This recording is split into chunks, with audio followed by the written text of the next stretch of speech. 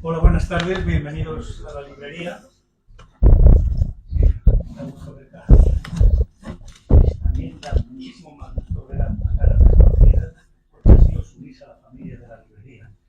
Esta librería, como veis, es una cosa distinta, fundamentalmente porque solo abrimos por la mañana un ratito. Y no es que nos vaya bien, es que así somos más felices. Y digo esto porque El gato de la bruja 2, el libro que hoy presentamos, tiene mucho que ver con esto de la felicidad. Es algo que todo el mundo persigue, que todo el mundo parece conocer, pero que nadie sabe dónde reside. Para hablar de ello, hoy tenemos... Estaba. Para hablar de ello, hoy tenemos a Elena Cosano. Lo que voy a decir de ella viene en su libro y es fácil, lo podéis leer cualquiera, pero como yo tengo el libro en la mano, pues aprovecho. Elena Cosano nació en la India y ha vivido en varios países. Desde pequeña se ha sentido atraída por la espiritualidad y el pensamiento mágico. Más tarde descubrió el yoga y la meditación, perdona que te dé la espalda, que la llevaron a una filosofía vegana de respeto hacia todos los seres vivos. Actualmente reside en Berlín, muy a su pesar porque no hay sol. Pero por lo menos me ha dicho, vive mal en Berlín. No, vive bien en Berlín, pero sin sol.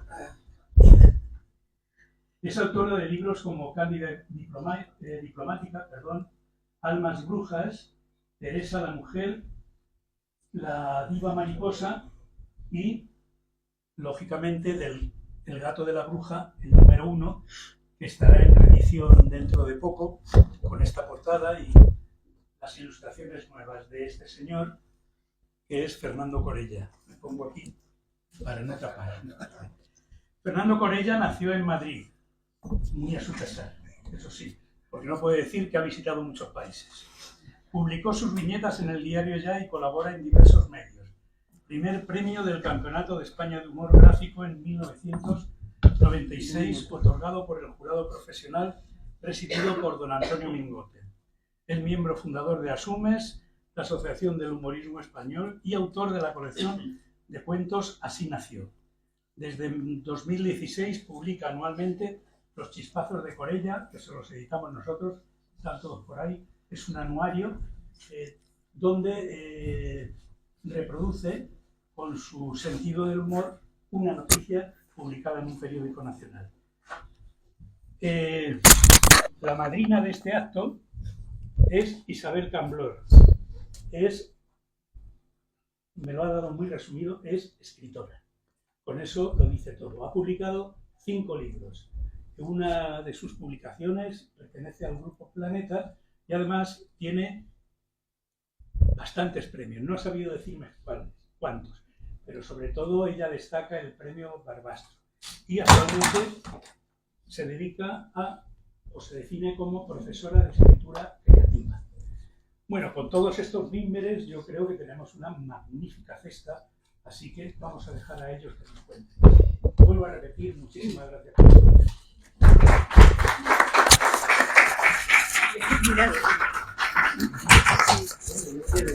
Se cae. No quiere. Bueno. Yo, antes de darle la palabra a mi madrina, Isabel Camblor, quería decir simplemente daros las gracias a todos vosotros, porque desde el principio era muy consciente de que el día 23 es una fecha dificilísima y que es un gran esfuerzo estar aquí, realmente una prueba de amistad. Simplemente es el único día en que yo podía, porque no tenía vacaciones antes, y pensamos con el editor que justo después de Navidades iba a ser todavía más terrorífico y que dentro de lo malo, esto era como lo menos malo. No pensaba que seríamos tantos.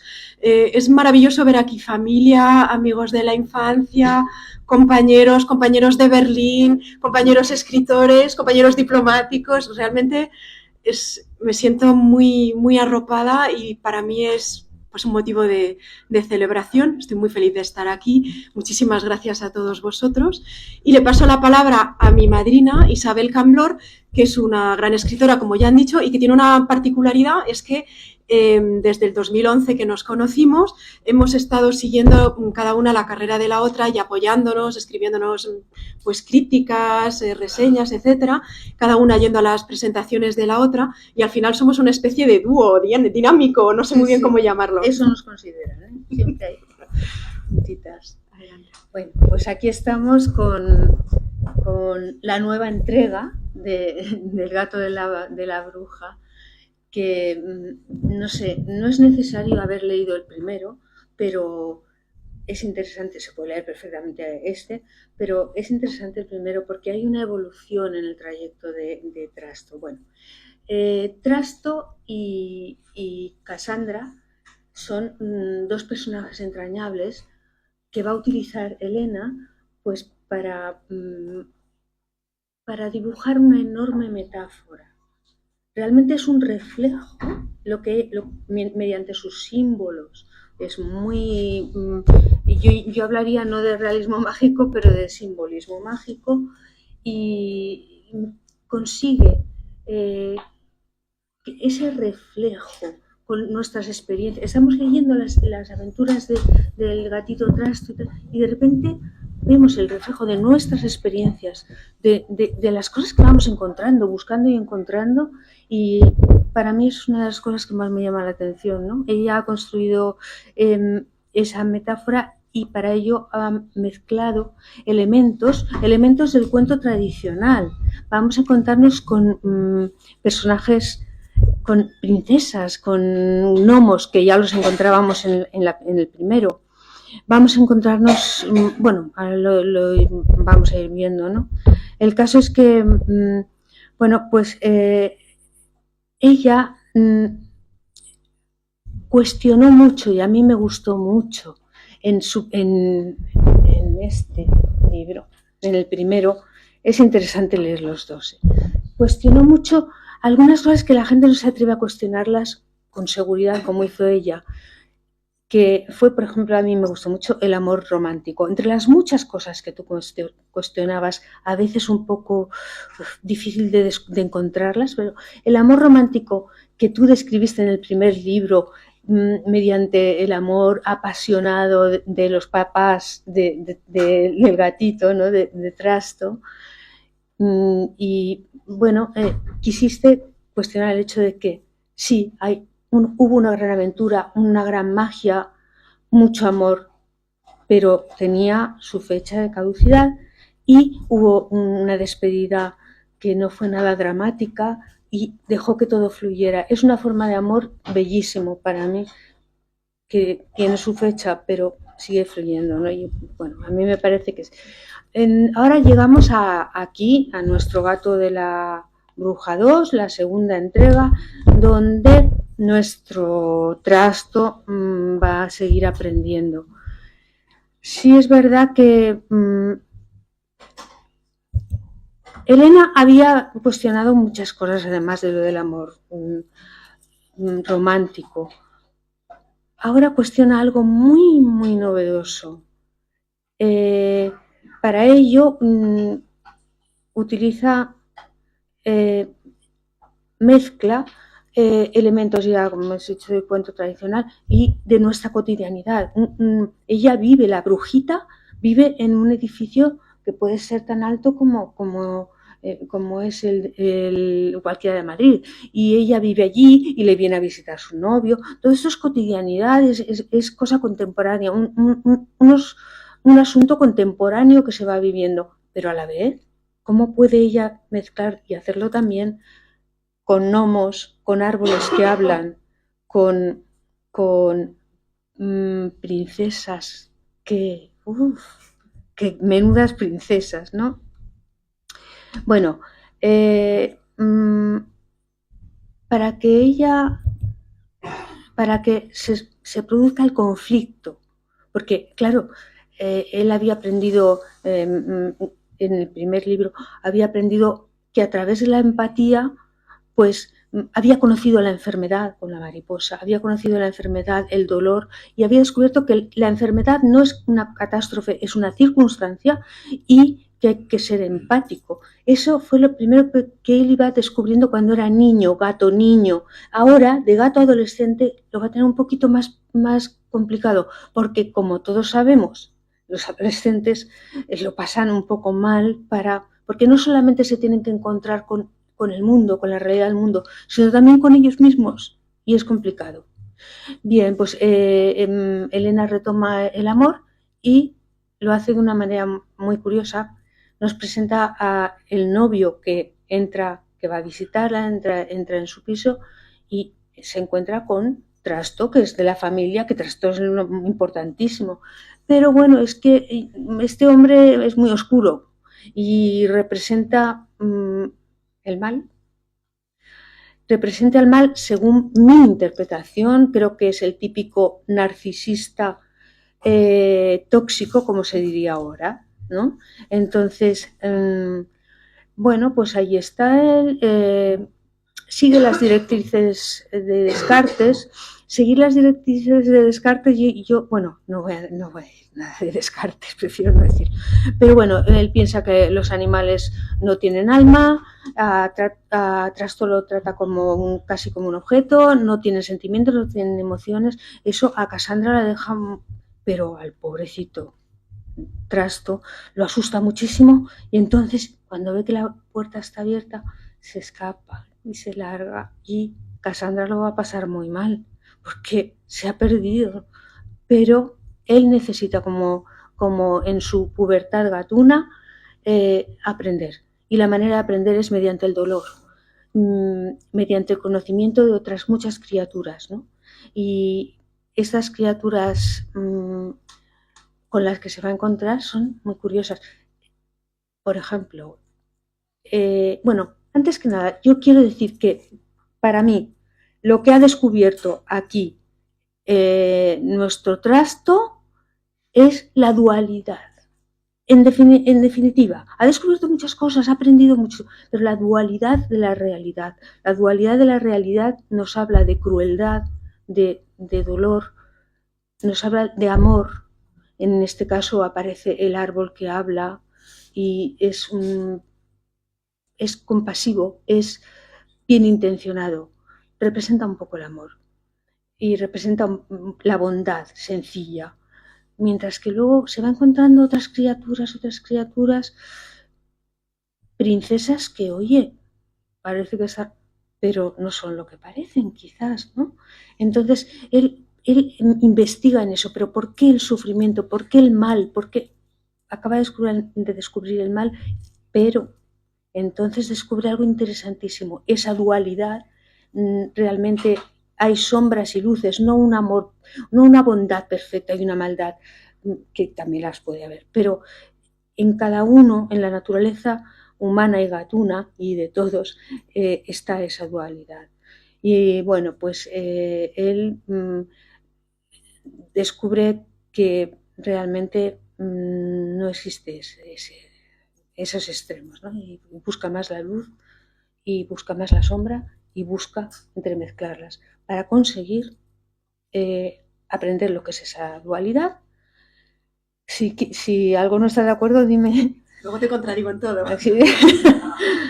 Pues, y bueno, pues sobre todo descubre lo más interesante, el libre albedrío, el poder distinguir y decidir cuál es el mal, cuál es el bien. Yo voy a por el bien y no a por el mal, conociendo a ambos y habiendo descubierto que existen ambos, ¿no? Y bueno, pues me gustaría también, para terminar, comentar que las referencias metaliterarias que tú haces a mí me parecen casi un reto para el lector que es adulto, porque son pequeños retazos que tú dejas caer en los que aparece mitología desde hindú, griega, incluso relatos homéricos. Pero esto son pequeños puntos ahí que están dejados. Aparecería, por ejemplo, la defensa de, bueno, iba a meterme si es Osiris o no es Osiris, porque a lo mejor tú no has pensado en Osiris cuando eso, pensaste en Osiris. Y bueno, pues solo deciros que es un cuento para adultos, para niños, es simbolismo mágico, está lleno de fuerza y es una gran alegoría, una gran metáfora que yo agradezco mucho a Elena porque nos ayuda, refleja nuestras experiencias y encima nos trae dos personajes maravillosos y entrañables que son Casandrita, que es una bruja buena y que quiere mucho y sigue mucho a su gatito para que no se pierda, lo guía y tal, y Trasto, que como su propio nombre indica es un trasto que se mete en todos los líos que se puede meter y aún así lo queremos mucho. Aún así, por eso también. Aún así, por eso también, ya lo creo, muy bien dicho. Oh, pues muchas gracias, Isabel, porque has hecho una reseña impresionante. Quería hacer un resumen muy sencillo de lo que es el libro para los que no han leído la primera parte. Básicamente está pensado como una saga que sería las aventuras de un gato que encuentra a su bruja, porque todo gato sueña con tener una bruja, pero no todos encuentran bruja, porque no hay tantas brujas hoy en día. Entonces solamente un gato muy privilegiado encuentra a su bruja, que sea una bruja de verdad. Este gato tiene una bruja de verdad, que es Cassandra. Son, digamos, amigos del alma, son como dos almas gemelas que se encuentran en cuerpos de especies diferentes y juntos viven muchas aventuras.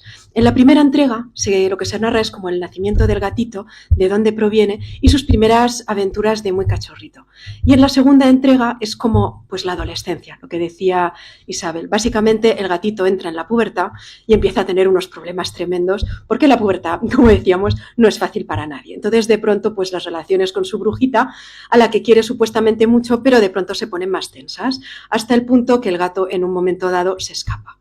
Y esto es el principio del segundo tomo, El gato de la bruja 2, en que al escaparse, correr, de pronto llega a un mundo mágico en el que nada es lo que parece. De pronto ha entrado una especie de mundo paralelo, un poco como si fuera el agujero pues, del conejito de Alicia en el País de las Maravillas. De pronto está en un mundo paralelo en que, pues como decía, hay otros seres, hay princesas, hay reyes, y es toda una lógica y una forma de funcionamiento, incluso una moral, una ética muy diferentes. Y a eso se enfrenta a Trasto, que se pierde.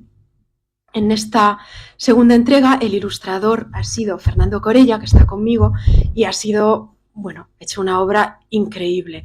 Vamos a reeditar también el primer libro, El gato de la bruja 1, que está prácticamente agotado, y ya lo ha ilustrado Fernando también, pero desgraciadamente no ha dado tiempo tener la impresión lista para la presentación de hoy, así que tenemos únicamente la versión anterior.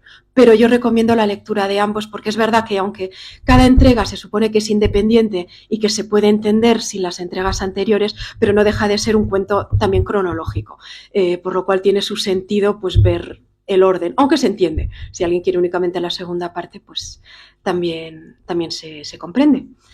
Y me gustaría pues cederle la palabra a Fernando Corella que nos cuente cómo ha sido su proceso creativo como ilustrador. Muchas gracias. ¿Se escucha bien? ¿Se escucha? Perfecto.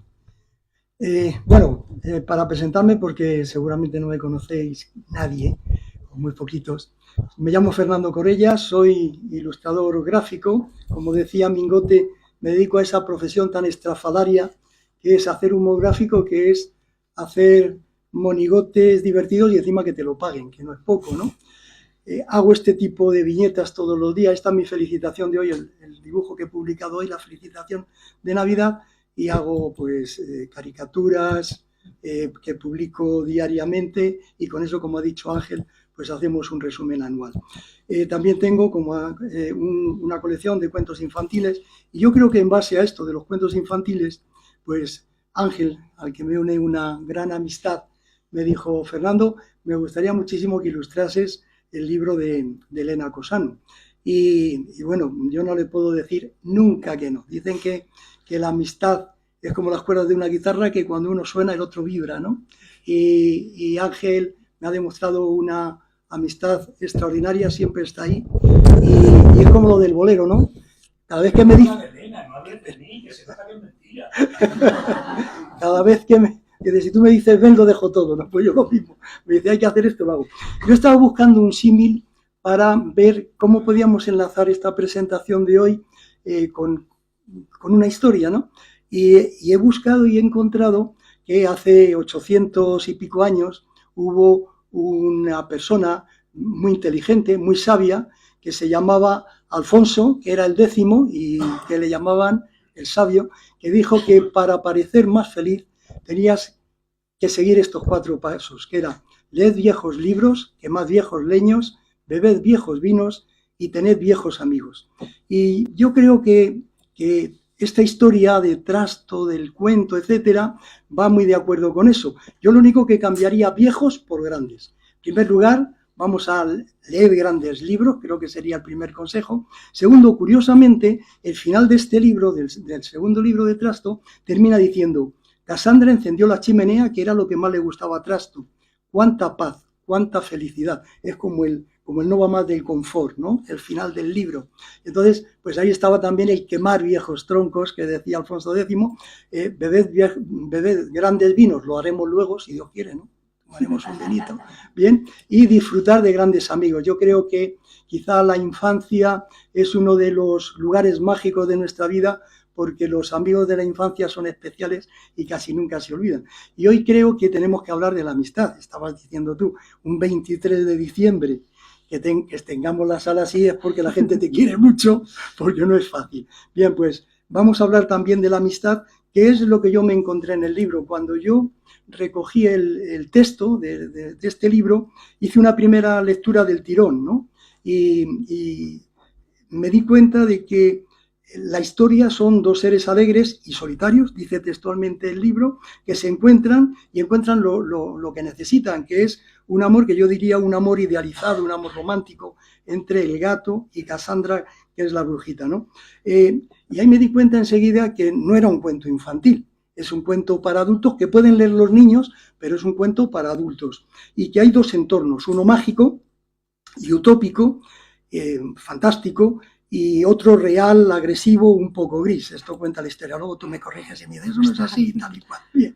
Bueno, pues esa es la idea, ¿no? Que hay 2 entornos, uno que es fantasía, magia, utopía, y otro la cruda realidad.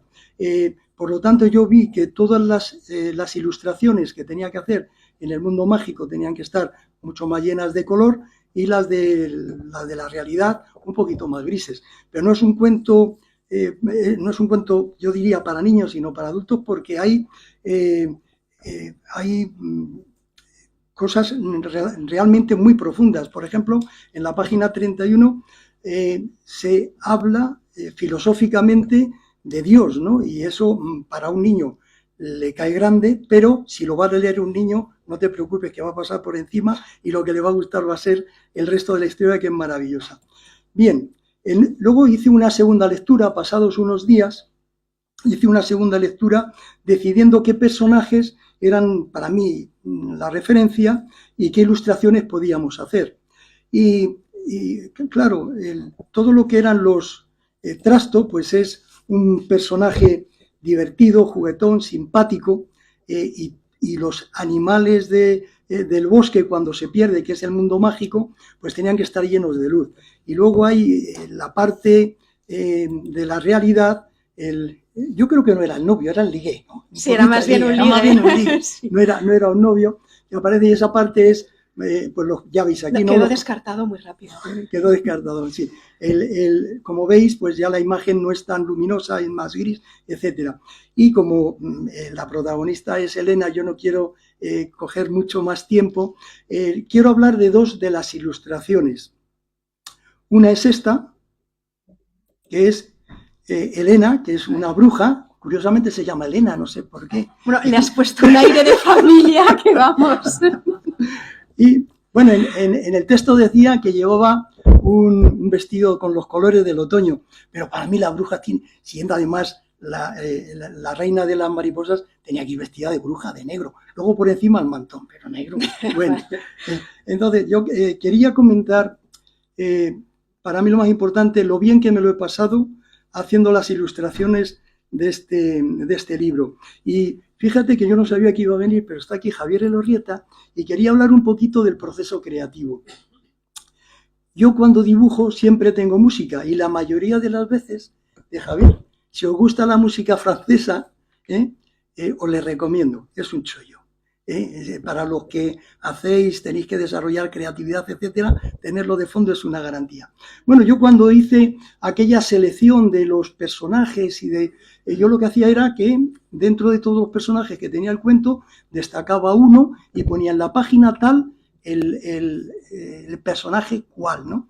Y ese día, que me acuerdo perfectamente de la ilustración que quiero desarrollar, pues tenía una página que ponía página 58, Luna, que es un personaje totalmente secundario. Es muy difícil fijarse en él, pero para mí es el personaje más bondadoso del libro. Y voy a explicar por qué, ¿no? Porque cuando Trasto se pierde, se cruza con un lobo. Claro, se muere de miedo, pero como es el mundo fantástico, pues el lobo no le ataca en absoluto, al contrario, le lleva para que conozca a su manada. Y llega y se lo presenta al macho alfa, que era un poquito chulito, un poquito, no sé, iba de sobrado. Iba de sobrado.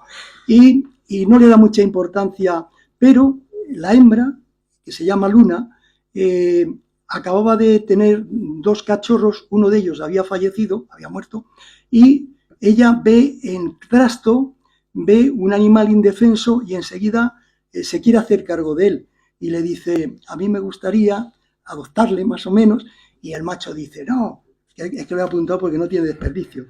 Dice, no, porque es un gato y los gatos no tienen sentido de la familia, son independientes, caprichosos, egoístas, y este además es flojo y llorón. Toma ya, ¿no? Pero ella, en vez de callarse, lo que hace es que dice, vale, tú di lo que quieras, pero esa noche duerme Trasto con ella y con el otro cachorro, y al final incluso le da de mamar, ¿no? O sea, esa vena, ese instinto maternal que tiene la loba, es absolutamente bondadoso, no pide nada a cambio, es querer ayudar por ayudar, ¿no? Y entonces yo, pensando en este personaje, ese día me habían encargado para el programa de secuencias en 24 que hiciese una caricatura de Pablo Berger, que le acababan de nominar para los Oscars. Y digo, bueno, pues antes de hacer la caricatura voy a hacer un bocetito de Luna. Bueno, pues hice lo que hago en las caricaturas. Para los que, si alguno dibujáis, para hacer un retrato, para hacer una caricatura, lo fundamental son los ojos y la boca. Si tú a cualquier persona le clavas los ojos y la boca, lo demás lo puedes cambiar. Puedes hacer la cara más grande, las orejas más grandes, más pequeñas, la nariz más grande, más pequeña. Eso no cambia porque la personalidad está en los ojos y en la boca. En los animales no tanto, porque es mucho más los ojos que la boca, porque la mueven menos, ¿no? Pero yo hice este dibujo que es el contorno y los ojos. Y a mí esos ojos de Luna pues me enamoraron, ¿no? Y claro, eran unos ojos que tenían que transmitir bondad, sobre todo bondad. Hay dibujantes que son genios y se les aparecen las musas. Dicen que las musas existen, las mías no, las mías insisten. O sea, yo no tengo musas que de repente me digan, esto no, es a base de trabajo y horas. Bueno, yo me puse a pensar cómo tenía que ser la loba, las proporciones que tenía que tener. Tú ya me habías dado la pauta que tenía que ser blanca, con algunos matices plateados, etcétera. Y yo quería poner una loba que fuese amorosa. Al mismo tiempo tenía que figurar Trasto, que tenía que estar asustadito porque estaba en un entorno muy hostil para él. Hice el cuerpo de la loba y Trasto al lado un poquito agazapado, y le puse de fondo un bosque verde, pero no me daba una sensación de frialdad muy grande. Luego, como hablaba el cuento del otoño, pues le puse un fondo de otoño y también parecía un poquito caliente, y al final le puse este fondo y terminé. A las 3 de la mañana terminé esta ilustración con la música de Javier Elorrieta, y yo creo que quería plasmar esa frialdad del ambiente, esa frialdad que tenía que sentir Trasto en ese momento y el cariño con el que le miraba Luna. Yo creo que las personas como vosotras que escribís, como Javier y Ángel que hacen música, etcétera, los que podemos desarrollar la creatividad, yo creo que tenemos el poder de cambiar cosas. Yo por las mañanas, cuando salgo a la calle y veo la gente que suele estar bastante triste, crispada, últimamente crispada, malhumorada, yo creo que los que podemos hacer con creatividad cosas, podemos cambiar las cosas y cambiar el mundo. Yo creo que le podemos dar la vuelta a todos y conseguir que donde hay tristeza pueda haber alegría. Nada más, feliz Navidad a todos. Muchas gracias. Yo quiero esta felicitación con rasgos y la voy a mandar a mis amigos. Quiero esto, por favor. Muchas gracias. Voy a intentar matizar o responder a lo que habéis dicho. Por ejemplo, lo de que es un libro que crees que no es para niños. No, sí, creo que es para niños. Digo que es para adultos, pero que lo pueden leer perfectamente los niños, claro. Sí, la idea era un poco para mí, el modelo como arquetípico era El Principito, en el sentido de tener un léxico muy sencillo, muy asequible, casi para todas las edades, porque realmente no hay palabras complicadas. Puede haber ideas complicadas, pero siempre es una sintaxis extremadamente simple. Entonces, si la idea es complicada, simplemente, como dices tú, el niño pasa por encima. Con lo cual, al final, es un libro que se puede leer a diferentes niveles de profundidad. Y es verdad que hay toda una filosofía de Dios que pasa, yo creo, desapercibida, pero que está muy presente porque son los temas que a mí me interesan. Pero que yo entiendo que a la mayoría de la gente no, que a la mayoría de los niños no. Entonces, también lo puede leer gente a quien no le interesa nada. No pasa nada. Cuando hablamos de Dios, es un poco la dicotomía de la que hablábamos, el bien y el mal, la luz y la oscuridad. No es un Dios personal, es más bien el bien en Platón, por ejemplo, es más bien el primer motor, es más bien una fuente, es una visión como más hindú, a lo mejor más panteísta, pero es como la substancia de la que emana todo lo que es. En ese sentido, nadie puede ser realmente ateo porque todo lo que es está por algo y ese algo lo llamas Dios, con lo cual es irrefutable, ¿no? Porque lo que sí estamos de acuerdo en que algo hay, aunque digamos que es una ilusión, pues la ilusión como tal, como ilusión, aunque solo sea, tiene algún grado de existencia, porque también es platónico en el hecho de que la existencia no es algo absoluto, sino que la realidad puede tener grados de realidad, grados, niveles, digamos, dentro de la existencia. Dentro de esa dicotomía hay personajes muy buenos, personajes muy malos. Y ahí está un poco la figura de la bruja. Y de eso había hablado con Isabel. La palabra bruja se usa en diferentes acepciones. Entonces, una es, digamos, la más corriente. Cuando una chica dice que ella es brujita, no dice que hace conjuros, sino es más bien que tiene intuición, que más o menos tiene empatía, que a lo mejor es como si le leyera a la gente un poco la mente, como que intuye lo que va a pasar. Es algo así como una intuición muy fuerte, que es lo que dice la gente. Sí, es que yo soy bruja, yo eso ya lo sabía. Como tener olfato. Esa es la acepción, digamos, común. Luego está la otra acepción de brujas, digamos la de la Inquisición. O sea, una mujer maligna que ha pactado con el demonio y que tiene facultades absolutamente paranormales que le otorga el maligno. Obviamente nadie cree en eso, pero dentro de las brujas de cuento, eso es un poco el arquetipo maligno de la bruja. Y en esta segunda entrega, en que de pronto sí hay una dicotomía bien-mal, que no existe en la primera, sí hay de pronto una bruja mala. O sea, una bruja que parece haber pactado con la oscuridad y que de ahí saca su poder. O sea, no de la luz, sino de la oscuridad. Los demás personajes brujiles, digamos, se basan en la luz. Es decir, que si sanan es lo que llamaríamos magia blanca. Entonces, esos son las acepciones de bruja. Al final, la palabra bruja pues correspondería a algo así como un arquetipo de la psique con el que muchas personas se identifican, hombres y mujeres, es verdad que sobre todo mujeres, pero también hombres. Sería un poco el contacto con la naturaleza, la empatía, la fusión, la creatividad, la sanación. La bruja es aquella pues que hace pociones para sanar, es la curandera del pueblo, es la que echa las cartas y dice el porvenir, es la que es un poco psicóloga, la que es un poco médica, una mujer en cierta forma sabia, con una muy anclada en la naturaleza, en los ritmos de la tierra, de la tierra o de los astros, puede ser la luna, por ejemplo, las cosechas, los ciclos de los mares, etc. Es decir, una mujer como muy telúrgica, muy terrenal, pero a la vez, gracias al hecho de que tenga esas raíces tan profundamente ancladas en la tierra, con la posibilidad de subir y de llegar a algo no terrenal, sino precisamente trascendente, a esa luz de la que hablábamos, que es como el bien.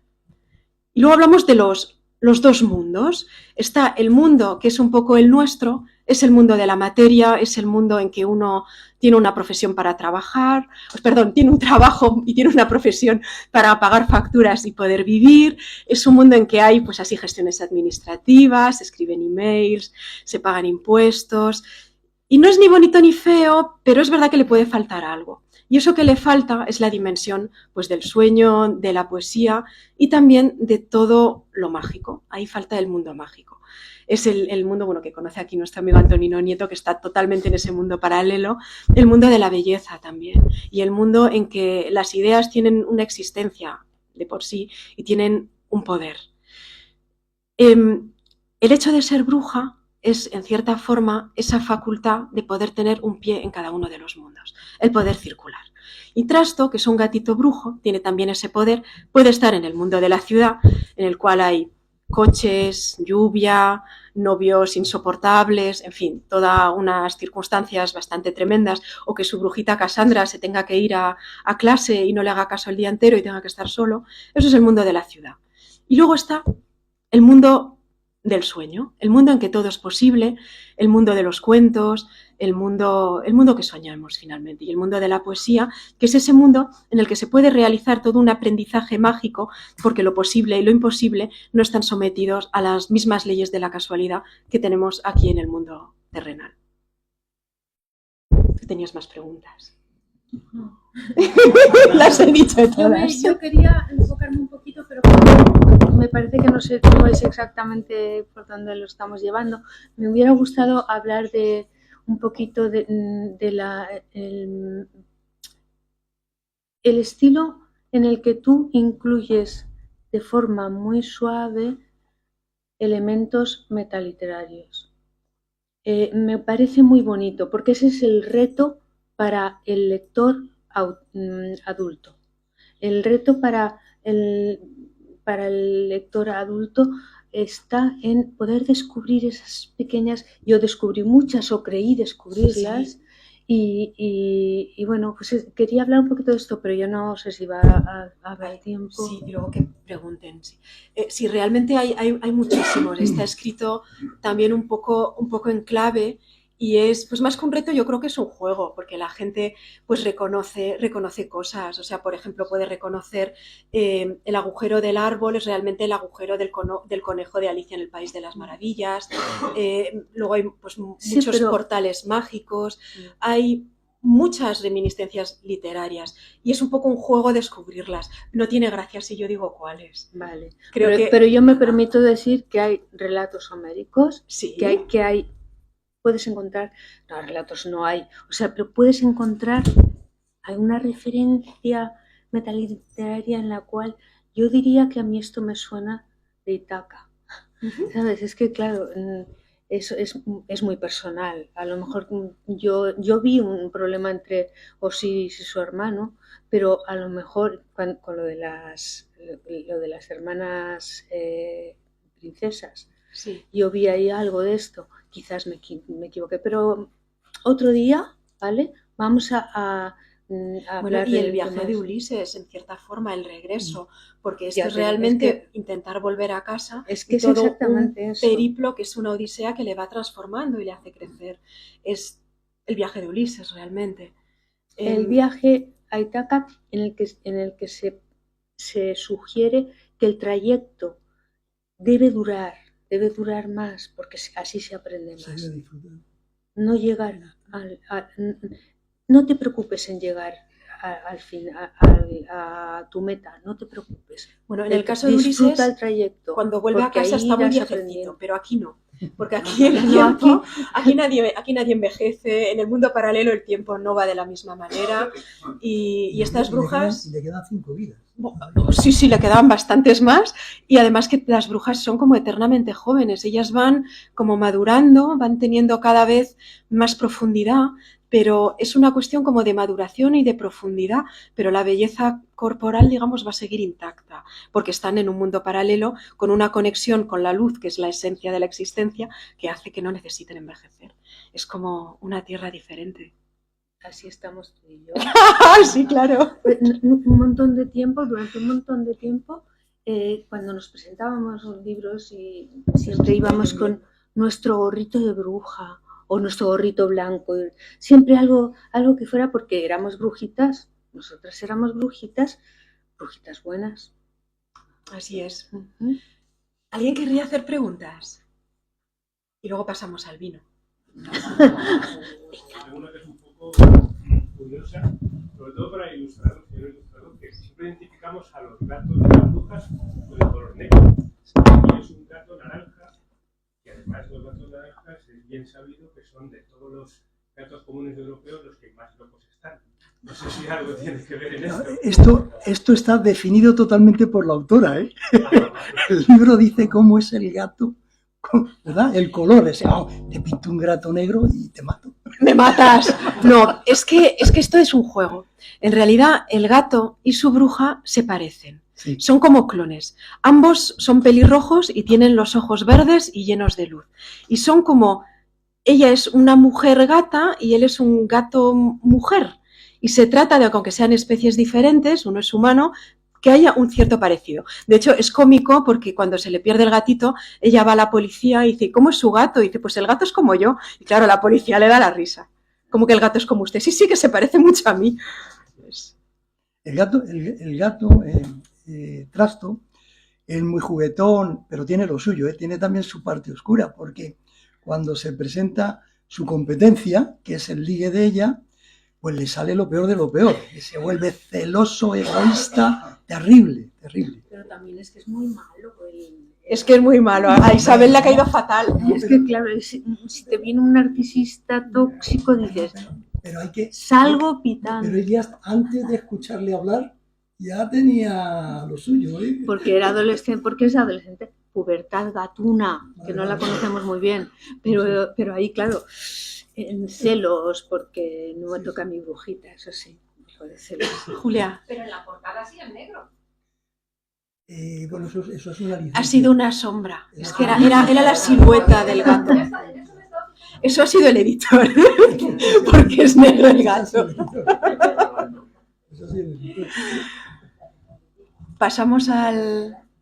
Creo que pasamos al vino y seguimos hablando, tomando algo. Muchísimas gracias a todos por venir hoy. Ha sido un placer.